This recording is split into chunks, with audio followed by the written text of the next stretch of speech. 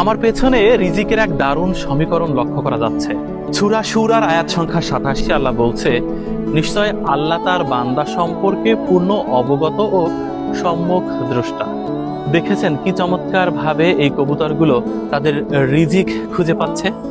মহান আল্লাহ বলছে, তুমি আমার দেয়া নেয়ামত নিয়ে যদি অখুশি থাকো, তাহলে সম্পূর্ণ পৃথিবীর পূর্ণ লালসা তোমার পেছনে আমি লেলিয়ে দেব। তুমি শুধু ছুটতেই থাকবে, ছুটতেই থাকবে। দিন শেষে সন্ধ্যা নামবে, তুমি ঠিক ততটুকু নিয়ে ফিরবে যতটুকু আমি তোমার জন্যই রেখেছিলাম। তোমার পৃথিবীতে আসার অনেক আগেই সেটা নির্ধারিত ছিল।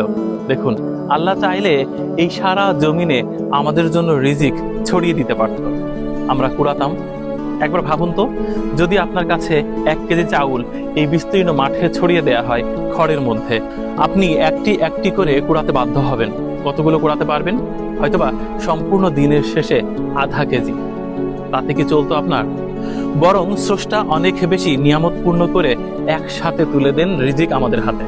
কি চমৎকার ব্যাপার না? অথচ কবুতর কিংবা পাখির বেলায় তা করেননি। কৃষক ধান উঠিয়ে নিয়ে চলে গেছে, তারপর এই খড়ের মধ্যে বা নাড়ার মধ্যে একটি একটি করে ধান পড়ে আছে, সেই ধান পোড়াচ্ছে কবুতর। তাদের পাকস্থলী পূর্ণ হলেই তারপর তারা বিদায় নেবে।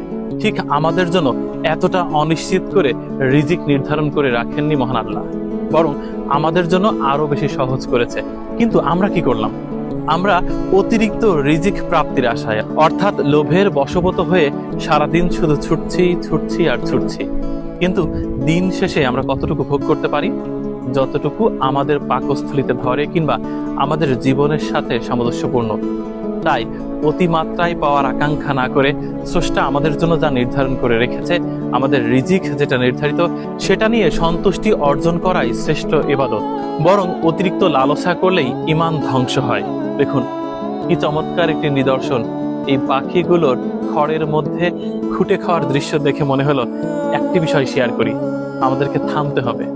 আমরা যেভাবে ছুটছি, আমরা যেভাবে ব্যস্ত আছি, আমাদের যতটা প্রয়োজন ঠিক ততটুকু হলেই সামঞ্জস্যপূর্ণ, বরং আমরা নিজেরাই জানি না আমাদের কতটা প্রয়োজন।